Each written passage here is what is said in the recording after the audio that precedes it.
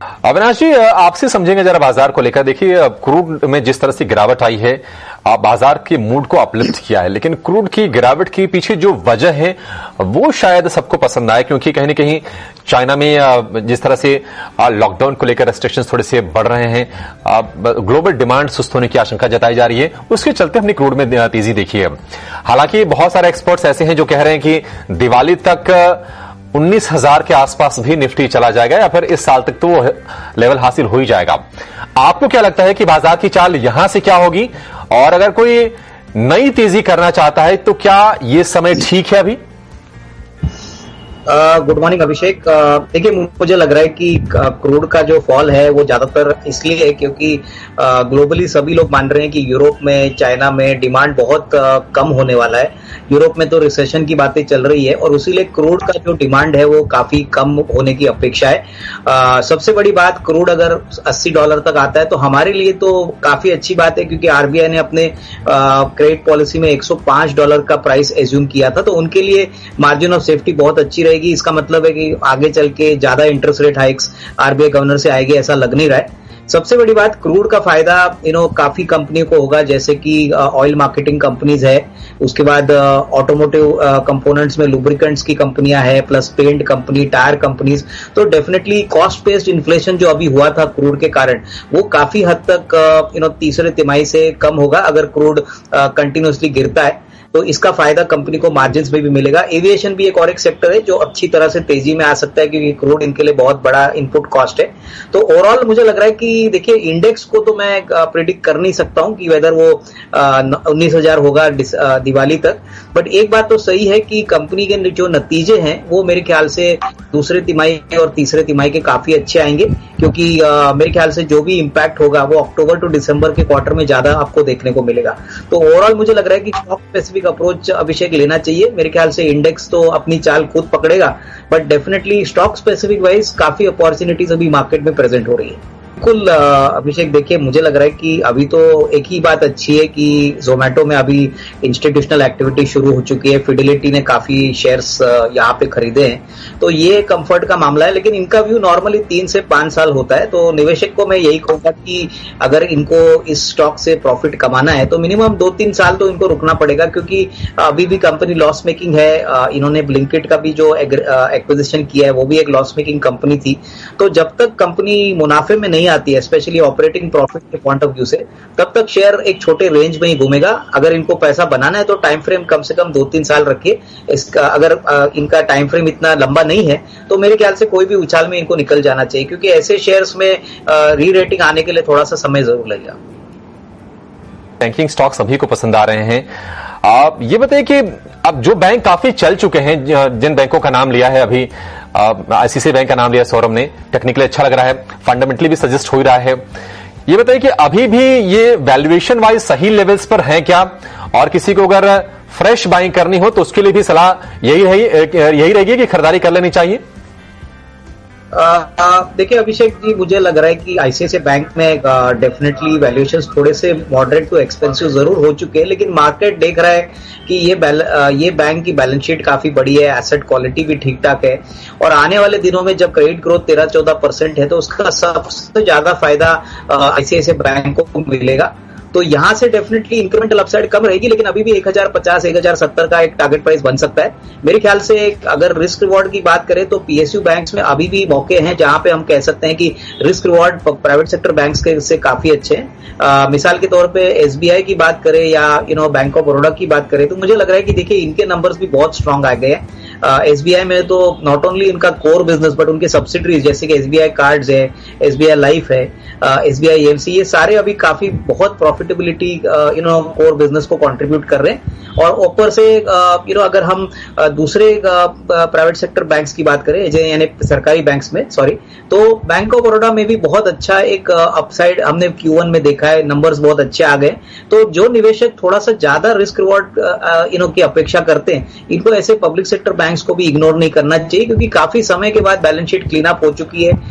Growth potential in बैंकों के लिए भी काफी अच्छा लग रहा है। तो डेफिनेटली थोड़ा बहुत पीएसयू बैंक्स का भी इंक्लूजन अपने पोर्टफोलियो में करें।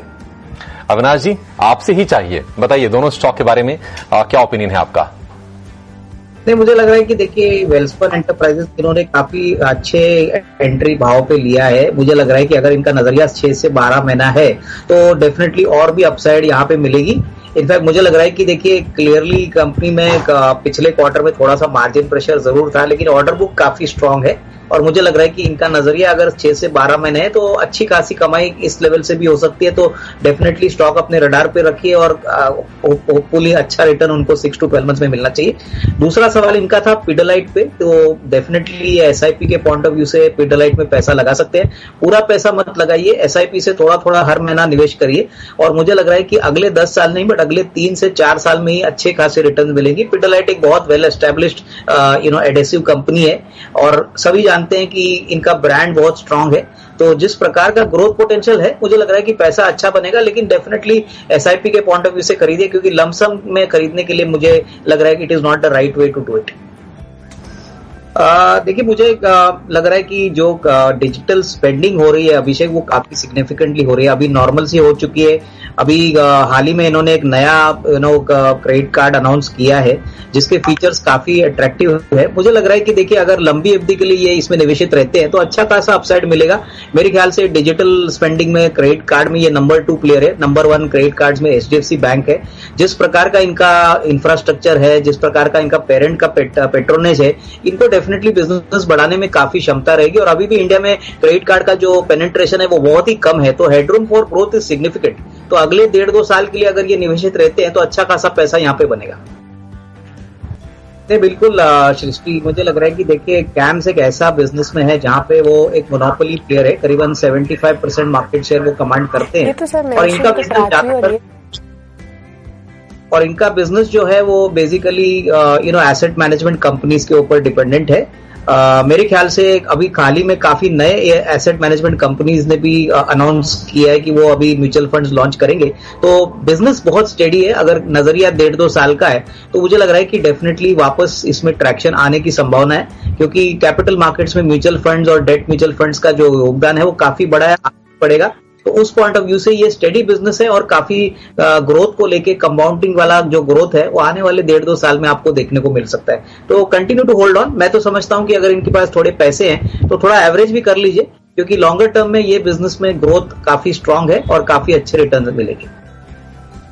अभिषेक, मुझे लग रहा है कि देखिए शेयर ऊपरी लेवल से काफी पिट चुका है और जिस बिजनेस में ये काम करते हैं वहां पे ऑनलाइन मार्केट में इनका काफी बड़ा डोमिनेंट मार्केट शेयर है।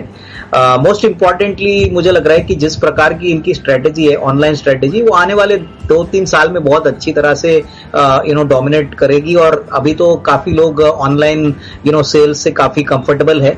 मुझे लग रहा है कि अगर इनका नजरिया कम से कम 1.5-2 साल है तो ये अच्छा खासा पैसा कमा सकते हैं। इनकी बाइंग प्राइस काफी ऊपरी लेवल पे नहीं है, 1500 पे उन्होंने एंटर किया है। तो अगर ये कम से कम 1.5-2 साल होल्ड करते हैं तो यहाँ से मुझे लग रहा है अच्छी खासी रिस्क रिवॉर्ड मिलेगी। शॉर्ट टर्म में डेफिनेटली कोई बड़ा अपसाइड नहीं आएगा, क्योंकि अभी भी कंपनी ऐसे फेज में जहां पे वो इन्वेस्टमेंट कर रही है, बट FY24 के बाद नंबर्स अच्छे आएंगे ऐसा अनुमान मेरा है। तो कंटिन्यू टू होल्ड ऑन और यहाँ पे बड़ा रिवॉर्ड के लिए कम से कम 1.5-2 साल देना जरूरी है। शॉर्ट टर्म में अगर आपका नजरिया है तो मेरे ख्याल से आपको इससे निकल जाना चाहिए। देखिए जो प्राइस पे सृष्टि इन्होंने बाय किया है मेरे ख्याल से बहुत ही सेफ प्राइस है और बहुत रेयरली मैंने देखा है कि इन्वेस्टर्स ने ऐसे स्टॉक में पैसा बनाया। मेरे ख्याल से देखिए हाउसिंग फाइनेंस मार्केट डेफिनेटली अच्छी कंडीशन में आगे भी अच्छी तरह से ग्रो करेगा और उसका फायदा इंडियाबुल्स हाउसिंग फाइनेंस को भी मिलेगा। यहाँ पे सबसे बड़ा कंफर्ट फैक्टर है कि पुराना मैनेजमेंट ऑलरेडी निकल चुका है और अभी ये कंपनी ब्लैक रॉक ओन करती है। ब्लैक रॉक एक वेल नोन पीई फंड है। तो डेफिनेटली लॉन्गर टर्म में अगर किसी का नजरिया है 1.5-2 साल तो डेफिनेटली अच्छा पैसा बनेगा। यहाँ पे स्टॉक बहुत वोलेटाइल है, स्पेकुलेटर्स का काफी फेवरेट स्टॉक है। तो फंडामेंटल्स के पॉइंट ऑफ व्यू से तो वैल्यूएशंस अट्रैक्टिव लग रही है, लेकिन यहाँ पे लंबी अवधि अगर कोई रखेगा तो ही मुझे लग रहा है कि पैसा अच्छा बनेगा। अविनाश जी, आपसे भी एक इस पर जरूर चेक लेंगे। ये जो स्टॉक्स चल रहे हैं ओएमसीज में, आप देख लीजिए बीपीसीएल, एचपीसीएल, आईओसी या फिर ये पेंट वाले, आपको कहीं लगता है कि कहीं अच्छी वैल्यू अभी भी बन जाएगी? नहीं बिल्कुल अभिषेक, मुझे लग रहा है कि देखिए पेंट कंपनीज में, फिर उसके बाद जो टायर स्टॉक्स है, उसके बाद लुब्रिकेंट कंपनीज है, यहाँ पे मुझे लग रहा है कि क्रूड की जो गिरावट है उसमें ज्यादा फायदा होगा, क्योंकि ये सारी कंपनीज में क्रूड करीबन 50-60% रॉ मटेरियल कॉस्ट होता है। एविएशन भी एक ऐसा सेक्टर है जो बेनिफिट करेगा। ऑयल मार्केटिंग कंपनीज पे अभी भी हम कॉशियस है। हमको लग रहा है कि इन्वेंट्री के लॉसेस जो पहले क्वार्टर में थे वो शायद सेकंड क्वार्टर में भी आपको देखने को मिलेंगे, और जो बेनिफिट है क्रूड का वो शायद तीसरे तिमाही में इन कंपनीज को नंबर्स में देखने को मिलेगा। तो ओवरऑल सेंटिमेंट अच्छा है। क्रूड का गिरना इकोनॉमी के लिए भी अच्छा है, क्योंकि क्रूड गिरता है तो इन्फ्लेशन भी कम होता है। तो नेट नेट मुझे लग रहा है कि ये सारे फैक्टर्स अच्छे हैं, क्योंकि ज्यादातर जो भी कंपनीज हमने आपको बताई सेक्टर्स, वो बेसिकली डोमेस्टिक फोकस्ड है, और डोमेस्टिक फोकस होने के कारण उसमें प्रॉफिट का इजाफा बनाने के लिए उनके लिए काफी स्कोप है। हाँ बिल्कुल अभिषेक, मुझे लग रहा है कि देखिए रिलायंस में काफी ट्रिगर्स है, और जैसे इनके एजीएम में इनके चेयरमैन मुकेश अंबानी साहब ने कहा है कि डिजिटल पे उनका मेन फोकस है। 5G का रोल आउट दिसंबर से होने वाला है, और मोस्ट इंपॉर्टेंटली रिटेल और टेलीकॉम का जो बिजनेस है वहां पे भी ट्रैक्शन बहुत पॉजिटिवली दिख रही है। मेरा तो मानना है कि अगर ये कम से कम 6 to 12 मंथ्स का टाइम फ्रेम रखते हैं तो मेरे ख्याल से करीबन 2900-3000 का एक नियर टर्म का टारगेट प्राइस बन सकता है। तो इसमें बने रहे। देखिए रिलायंस के शेयर में ऊपर नीचे प्राइस होती रहती है, बट इसमें कोई घबराने वाली बात नहीं है। अगर इन्होंने रिलायंस लिया है तो टाइम फ्रेम कम से कम साल भर का रखिए, मुझे लग रहा है अच्छा रिस्क रिवॉर्ड मिलेगा। बिल्कुल, अगर लंबी अवधि की बात करें तो मुझे लग रहा है कि देखिए इसमें अपसाइड पोटेंशियल काफी है। इनफैक्ट छोटी कंपनी है, लेकिन जिस प्रकार का डिजिटल फोकस ओवरऑल सारे लोगों का है, हमको लग रहा है कि ग्रोथ पोटेंशियल डेफिनेटली स्ट्रांग है। हो सकता है कि in the near term stock थोड़ा कंसोलिडेट करे, लेकिन प्रॉफिटेबिलिटी बहुत मजबूत है, और जो सेगमेंट्स ये काम करते हैं यहाँ पे हमको लग रहा है कि लेग रूम फॉर ग्रोथ काफी सिग्निफिकेंट है। तो करीबन साल 2 साल का अगर कोई नजरिया लेता है तो इसमें होल्ड करिए। अच्छी खासी कंपनी है, बट इसमें डेफिनेटली थोड़ा टाइम लगेगा, ये बात ध्यान में रखिए। देखिए अभिषेक, मुझे लग रहा है कि पहली बात तो ये स्टॉक ग्रोथ स्टॉक नहीं है। नॉर्मली मार्केट ग्रोथ स्टॉक्स को ज्यादा वैल्यूएशन देता है, और वही अगर हम आईआरसीटीसी की कंपैरिजन करें तो मार्केट इसको पॉजिटिवली इसलिए देखता है क्योंकि ज्यादातर इनका मॉडल B2C B2B है, और प्रॉफिटेबिलिटी बहुत ही मजबूत है। अभी आईआरएफसी की बात करें तो आपने सही कहा कि इनका एक ही कस्टमर है इंडियन रेलवे, जो बेसिकली प्लांट इक्विपमेंट लीज से इनसे खरीदते हैं। तो बिजनेस तो एश्योर्ड है, लेकिन अगर आप ये समझ रहे हो कि ये ग्रोथ स्टॉक है तो वो ग्रोथ स्टॉक बिल्कुल नहीं है। अगर आपको पैसा एफडी में नहीं डालना है तो आप इस शेयर में डालिए, क्योंकि नॉर्मली हम डिविडेंड यील्ड के पॉइंट ऑफ व्यू से इस स्टॉक को ज्यादा अहमियत देते हैं। तो मेरे ख्याल से अगर इनका नजरिया 2-3 साल का है तो डेफिनेटली निवेशित रहिए। अदरवाइज इसमें कोई बड़ा ग्रोथ आएगा ऐसा लग नहीं रहा है। ज्यादातर डिविडेंड यील्ड के पॉइंट ऑफ व्यू से इस शेयर में अट्रैक्टिवनेस है। देखिए पहली बात तो सृष्टि, इस कंपनी का जो पहले तिमाही का नंबर आ गया थोड़ा सा डिसअपॉइंटिंग था। मैनेजमेंट ने कहा है कि फॉरेक्स लॉसेस इनके काफी सिग्निफिकेंटली हो गए और इसी कारण से प्रॉफिटेबिलिटी काफी खराब हो गई। लेकिन ये जो फॉरेन एक्सचेंज का प्रॉब्लम है वो सेकंड और थर्ड क्वार्टर में पूरी तरह से मैनेजमेंट कॉन्फिडेंट है कि वो रिकवर करेगी। डिमांड काफी स्ट्रांग है, और इस कंपनी की सबसे बड़ी पॉजिटिव है कि इनके पास कम से कम 100 के ऊपर के पेटेंट है, और इनका मॉडल बहुत एसेट लाइट है। ये खुद कुछ बनाते नहीं है, आउटसोर्स करके अपने पार्टनर से प्रोडक्ट मैन्युफैक्चर करके लैटिन अमेरिकन और बेसिकली यूरोप जैसे मार्केट्स को अपना प्रोडक्ट सप्लाई करते हैं। तो थोड़ा सा टाइम फ्रेम अगर ये लंबा रखेंगे, अगर एटलीस्ट 6 to 12 मंथ्स का, तो एग्रोकेमिकल स्पेस में मुझे लग रहा है कि अच्छी खासी अपसाइड यहां से भी पॉसिबल है। थोड़ा सा टाइम फ्रेम आपको इसमें स्टॉक में स्पेंड करना जरूरी है, क्योंकि ऑब्वियसली ऊपरी लेवल से ये स्टॉक खराब नंबर्स के कारण गिर चुका है, लेकिन अभी भी नंबर्स इंप्रूव होने की क्षमता रखते हैं। तो आई वुड सजेस्ट दैट ये होल्ड करे, लॉस बुक ना करे, और थोड़ा सा समय इसमें अगर 6-12 महीना अगर ये इन्वेस्टेड रहते हैं तो नॉट ओनली इनकी कॉस्ट प्राइस बट अच्छा खासा प्रॉफिट भी ये कमा सकेंगे।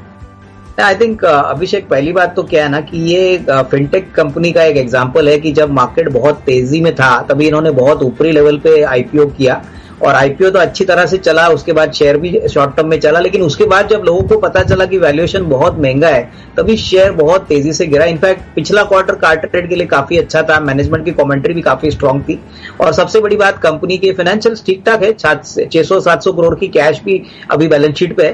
तो नजरिया 1.5-2 साल का रखिए, उसके बाद अपॉर्चुनिटी अपसाइड के लिए मिलेगी, बट शॉर्ट टर्म में मुझे नहीं लग रहा है कोई बड़ी अपसाइड आएगी। तो वो पॉइंट ध्यान में रखे इन्वेस्टर को। श्री सीमेंट एक ऐसी कंपनी है जो बहुत एफिशिएंट है in terms of cost of production cement, और इनके लिए इंडस्ट्री में सारे लोग इनको यार्डस्टिक समझते हैं कि कॉस्ट मैकेनिक्स में कैसे इन्होंने अपनी प्रॉफिटेबिलिटी बढ़ाई है। तो अनुमान है कि आने वाले मानसून सीजन के बाद सीमेंट के प्राइसेस काफी सिग्निफिकेंटली बढ़ेंगे और इसका फायदा कंपनी को काफी होगा।